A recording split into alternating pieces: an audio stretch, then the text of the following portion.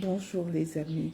Alors hier, j'ai pas pu arriver jusqu'à Abungourou parce que Abungourou et Ayamé, c'est 158 km, mais 158 km qu'il faut faire en plus de 6 heures, voire même 7 heures pour moi, parce que la route est vraiment, vraiment très, très difficile. C'est à travers la montagne, c'est très glissant, elle est boueuse.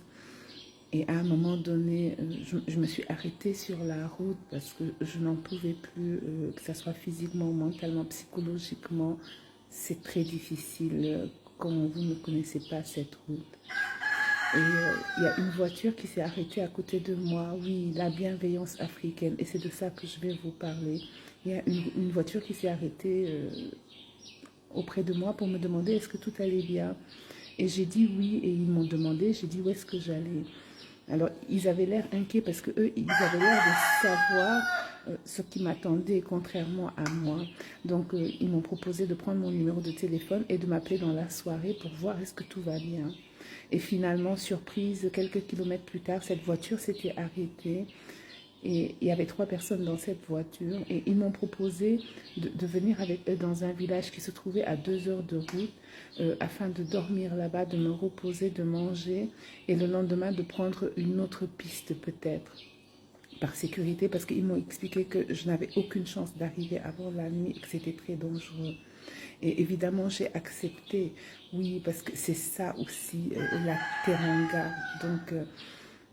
j'essaie de vous dire qu'ici en Côte d'Ivoire, c'est des choses que vous vivrez et ça fait partie de la normalité. Alors quand les gens me demandent, Marie-Agnès, qu'est-ce qui fait de toi une Africaine? J'ai envie de vous dire, descendez sur le terrain. Être africain, c'est des petits gestes de tous les jours. C'est des riens qui font un grand bien. C'est cette aimabilité, cette bienveillance.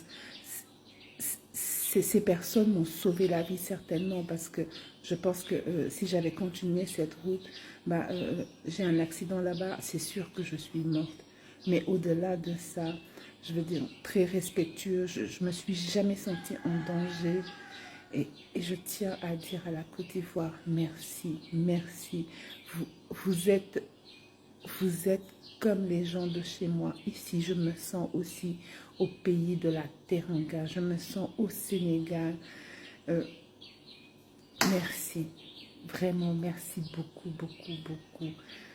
C'est juste formidable, les amis. C'est juste formidable.